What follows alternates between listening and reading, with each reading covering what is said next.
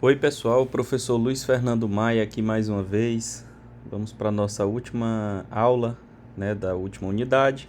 Vai falar um pouquinho sobre internet, tá? E o roteiro da nossa aula vai envolver os conceitos, né, de internet, para a gente poder entender melhor. Vamos falar um pouco também sobre o histórico, né? E sobre algumas ferramentas importantes, né? Alguns conceitos e ferramentas que são muito importantes desde o início da internet até hoje. Depois nós vamos avançar um pouco mais sobre como né, que os sites, as páginas funcionam. São informações aí que vocês vão receber aqui de maneira mais simplificada. Ao longo do curso vocês vão ter disciplinas que vão abordar esses temas com mais profundidade. Tá? E nós finalizamos falando um pouco sobre ferramentas de busca e sobre redes sociais também, tá?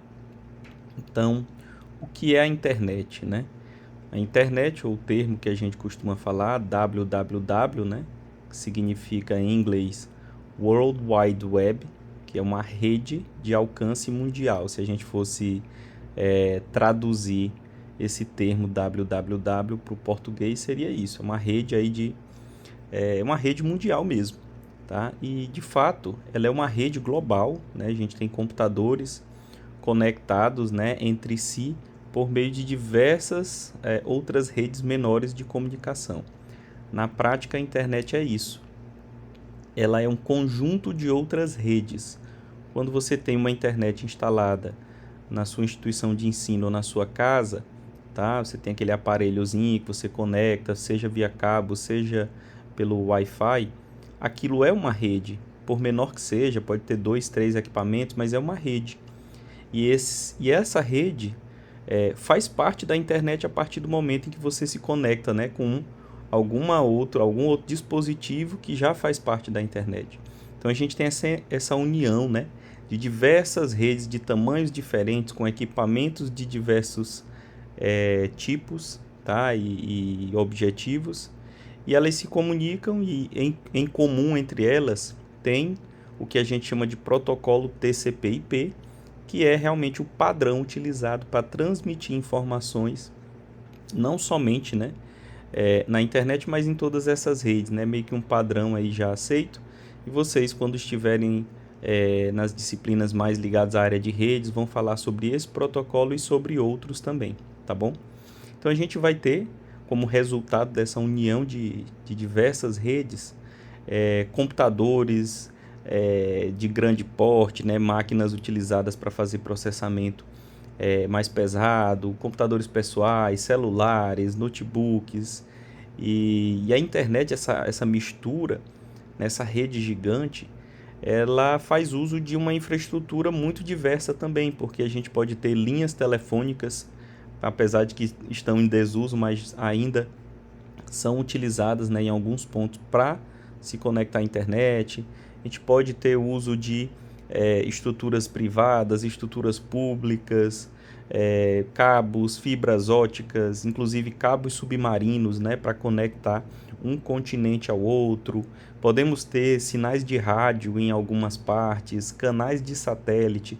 Então, realmente, a internet ela é isso, ela é essa conexão de diversos tipos, né, de diversos protocolos e estruturas, né, unidos ali nesse meio comum que é estabelecer essa comunicação entre os diversos dispositivos.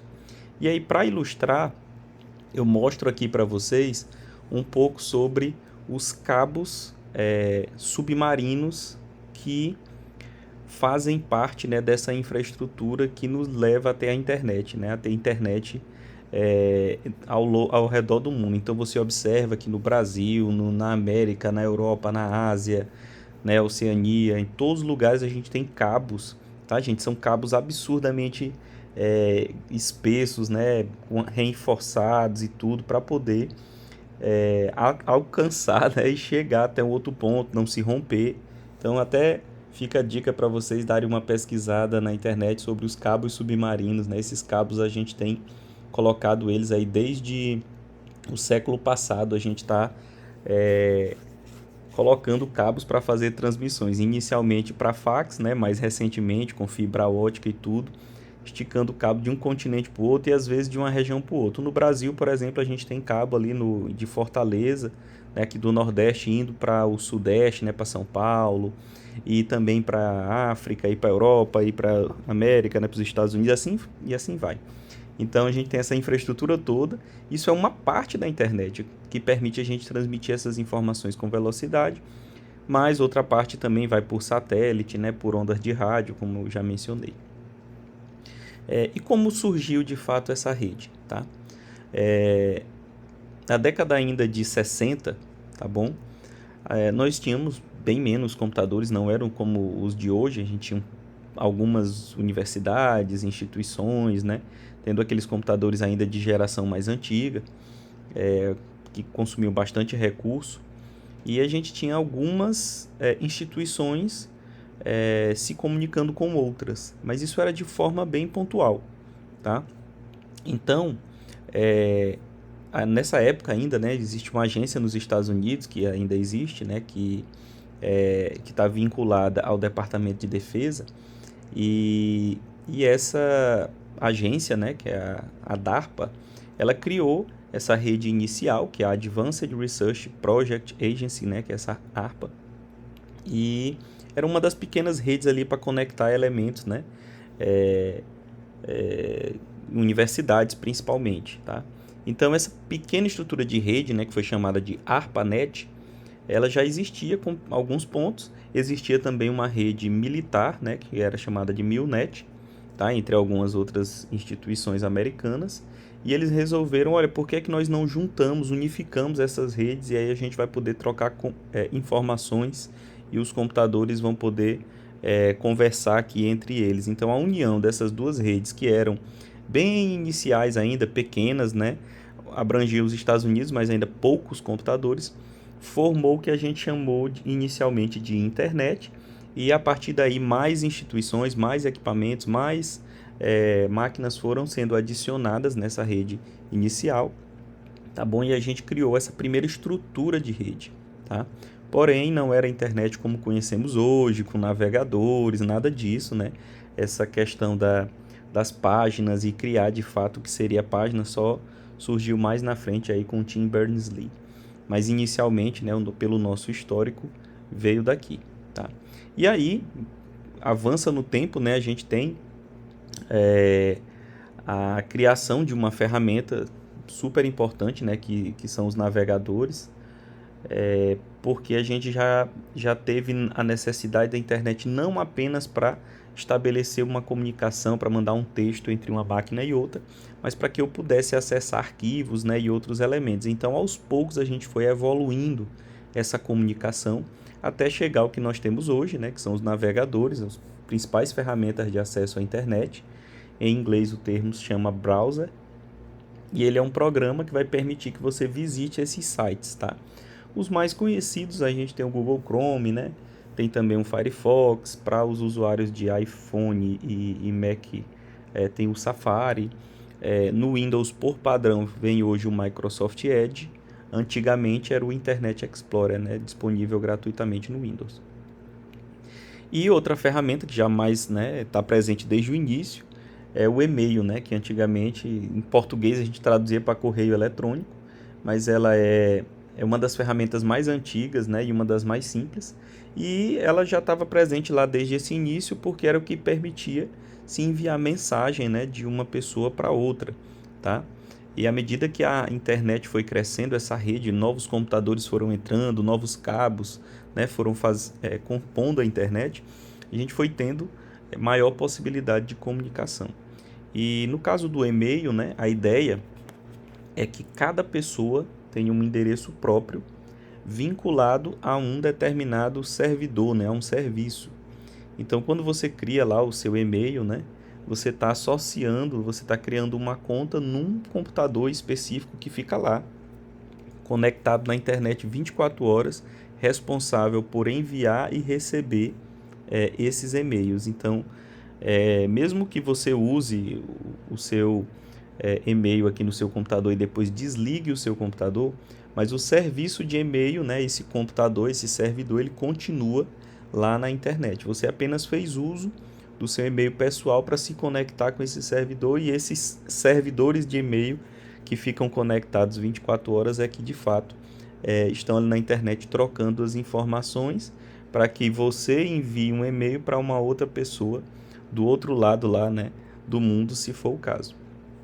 E é por isso que os e-mails têm um formato, né, específico. A gente tem um prefixo que vincula a pessoa, né, ou a instituição que é proprietária do e-mail. Aí a gente tem o arroba, para separar, né, o arroba geralmente no inglês o pessoal traduz pelo @ né, que é como se fosse Luiz Fernando em, e aí o endereço, né, dela, onde é que essa pessoa está. E aí o que vem depois do arroba, que seria esse sufixo, vai identificar o servidor. Então essa máquina que fica 24 horas conectada na internet, enviando todos os e-mails daquele servidor e recebendo, né, daquele determinado endereço aí depois do arroba, né? É o que a gente chama aí de caixa postal, né, onde fica armazenados aí os e-mails de todo mundo que pertence àquela instituição. Tá? Então isso é o básico, né, do funcionamento. Vocês devem ver isso com mais detalhes. E aí, de uma maneira semelhante, você pergunta: e como é que vai funcionar então a página? É parecido com um e-mail?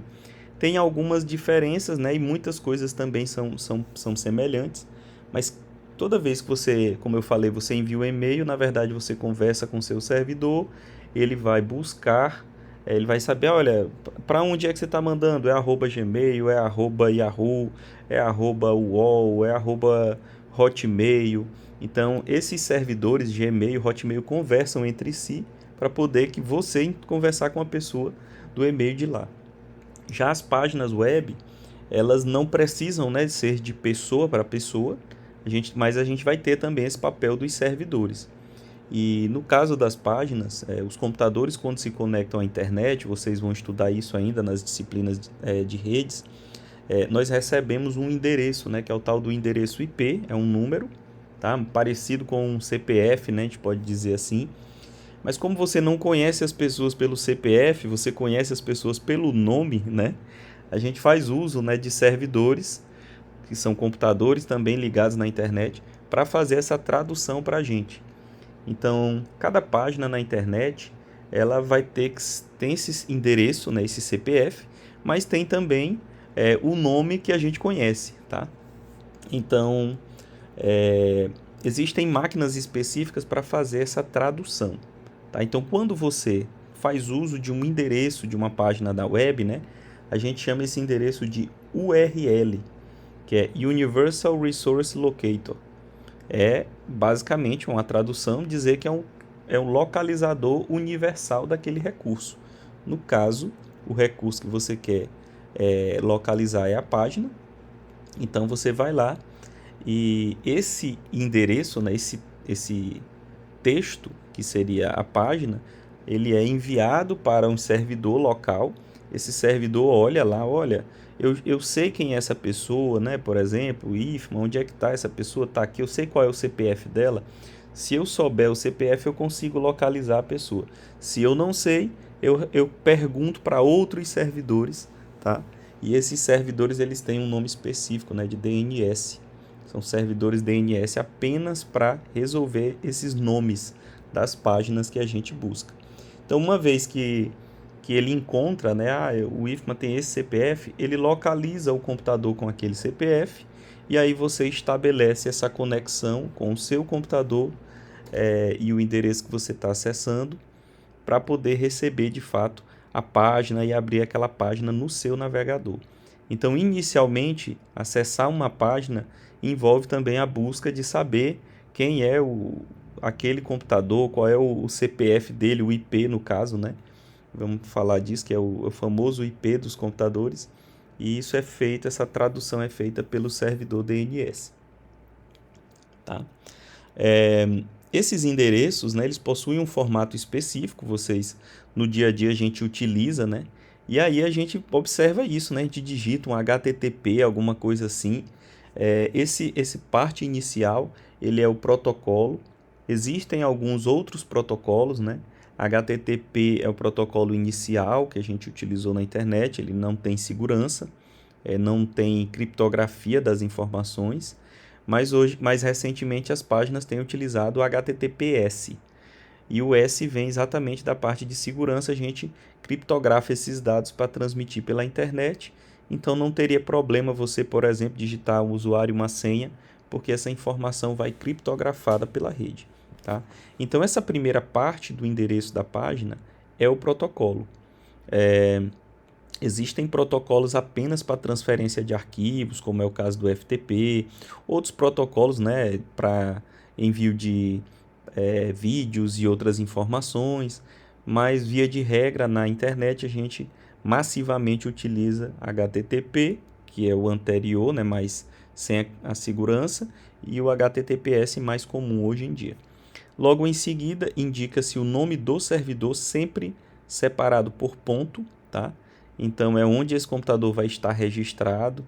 É o texto que a gente vai buscar aí nos servidores DNS para descobrir quem é que está com esse IP, né?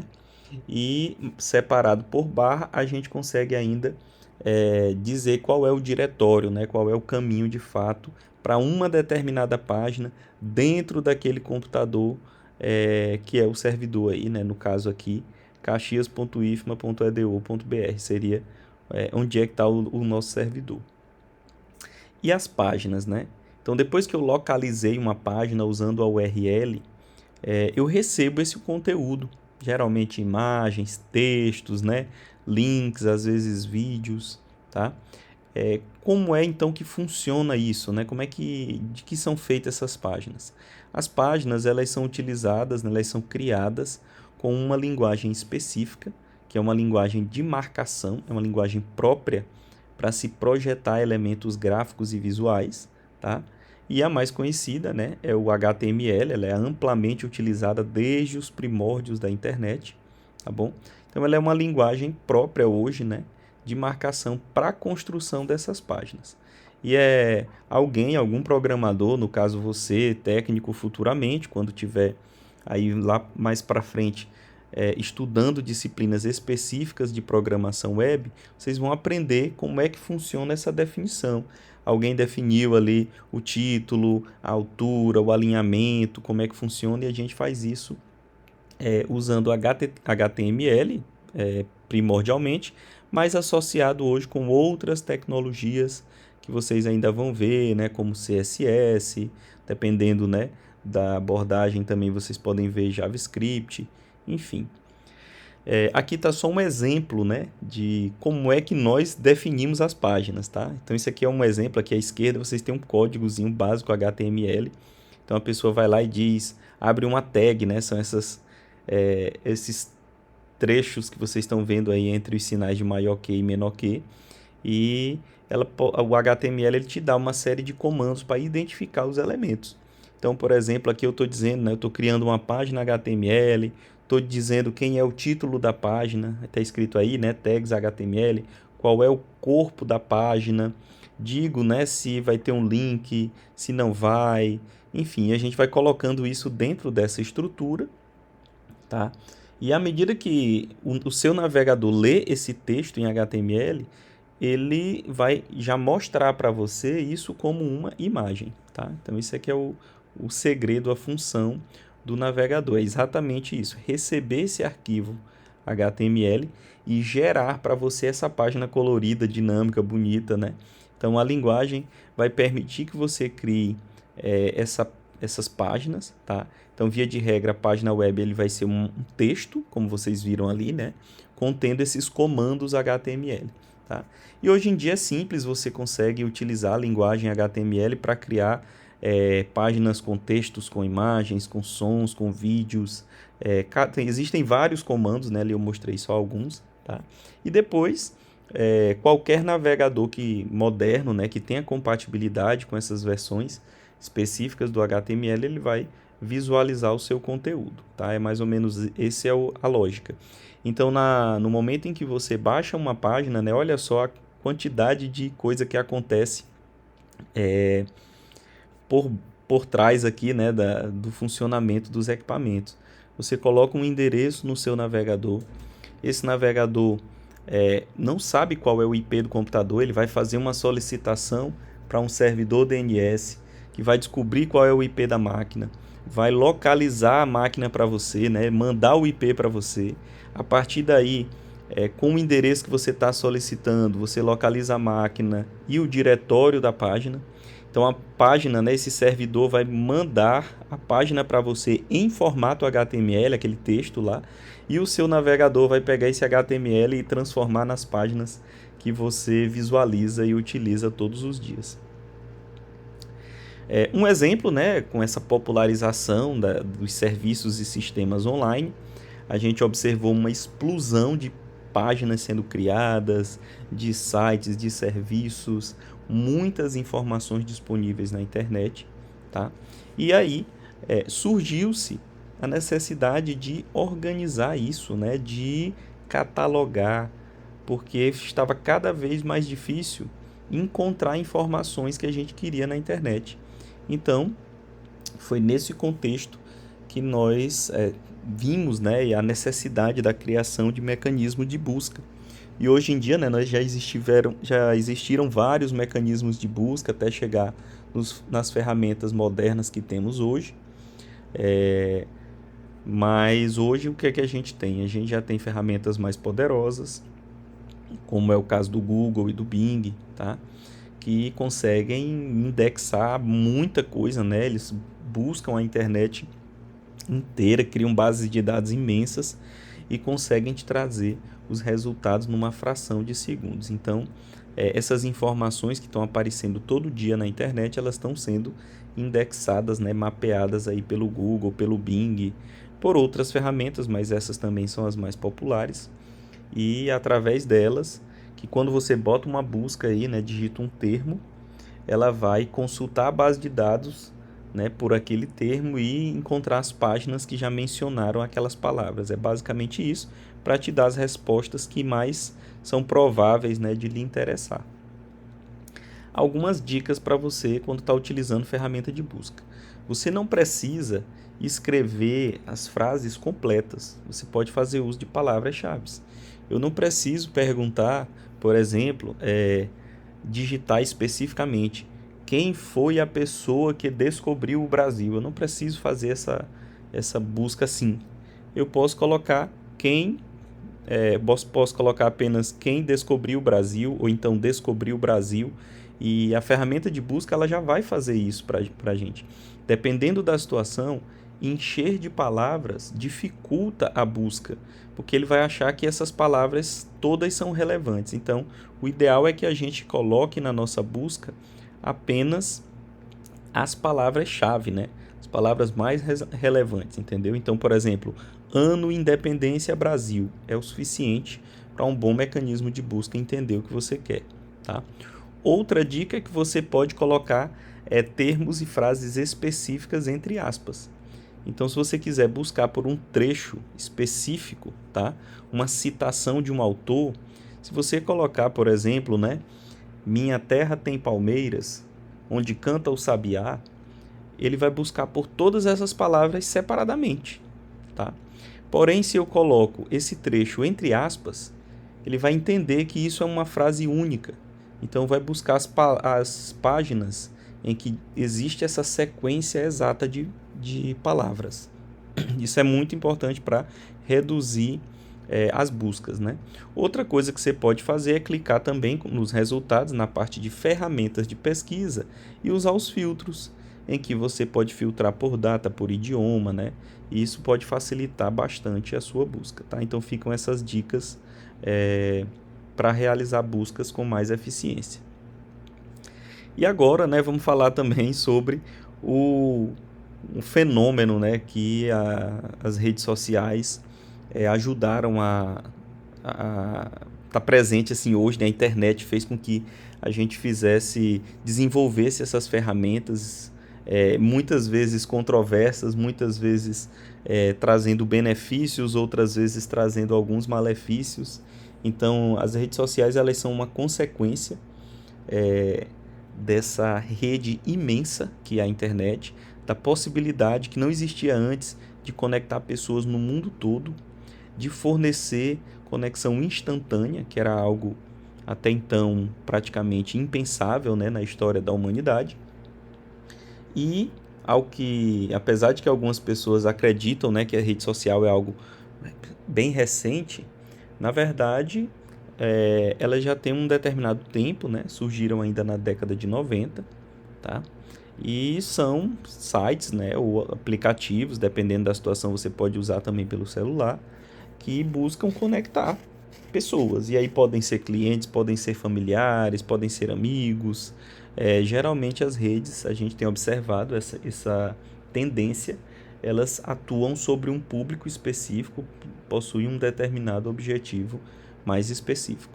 E só a título de curiosidade, hoje, em torno de 60% da população mundial utiliza alguma rede social, que é um número imenso, né? Está considerando que pessoas já idosas não, né, muitas pessoas já de idade não chegaram a presenciar essa questão de rede. Existe uma percentual grande de crianças na população mundial que ainda não utilizam, né, bebês, e populações em países que não têm acesso à infraestrutura de internet. Então, 60% é um número muito grande, porque evidencia que onde a internet existe, nós temos praticamente todo mundo utilizando. Uma fração pequena da população é que não utiliza. Tá? E atualmente, né, a gente vê que a internet, as redes sociais, elas atendem objetivos distintos. Tá? Muitas dessas plataformas que são redes sociais hoje não começaram como rede social, né? Algumas delas foram migrando para esse lado, tá? E a gente observa que a gente tem, por exemplo, o Facebook, uma rede que é uma das redes mais clássicas, que ajudou de fato a popularizar o conceito de rede social. E você pode fazer hoje compartilhamento de imagens, textos, vídeos. Então é uma rede de propósito mais geral, né? Mais em realmente estabelecer contatos. O YouTube era uma plataforma de compartilhamento de vídeo, mas hoje já é uma rede social. Você tem perfis, comentários, você pode seguir canais e pessoas, enfim. Então se transformou numa rede social para compartilhamento de vídeos, né, sem distinção de tamanho. O WhatsApp surgiu como envio de mensagens instantâneas e com a criação de grupos e tudo, não deixa de ser hoje uma rede social, né? Mas começou antes dessa possibilidade apenas como envio de mensagens de uma pessoa para a outra. O Instagram surgiu como uma rede específica para compartilhamento de fotos, mais recentemente com vídeos, né? TikTok é uma rede para compartilhamento de vídeo, só não é semelhante ao YouTube porque são vídeos curtos e você tem uma usabilidade diferente, pois não tem essa escolha, né, do conteúdo. Os conteúdos são alimentados, meio que selecionados pela própria plataforma. Temos o Twitter, que é uma rede já também mais antiga, né, ainda da geração das primeiras versões aí do Facebook, e o foco dela, né, antigamente era o que a gente chamava de microblog, né, são sites para textos curtos. Hoje virou uma rede social também com vídeo, com foto, com todo tipo de interação. Tem o Pinterest para compartilhamento de ideias, né, e temas, então é uma rede diferente, né, dessas demais, porque tem um foco distinto mesmo, mais para projetos. E o LinkedIn para interação de contatos profissionais. Já é uma rede mais voltada para as empresas. Essas são apenas algumas, né, das que são mais comuns aqui no Brasil. Mas dependendo dos países ou do continente que você está falando, existem redes sociais que nós não utilizamos aqui e são imensamente populares em outros locais, em outras regiões do mundo. Então, dependendo disso, você vai encontrar uma diversidade aí de outras redes sociais também. Tá ok? Então é isso, pessoal. A gente encerra por aqui. Estamos à disposição. Se vocês tiverem algumas dúvidas, podem deixar as informações e os questionamentos no fórum. Obrigado e foi um prazer.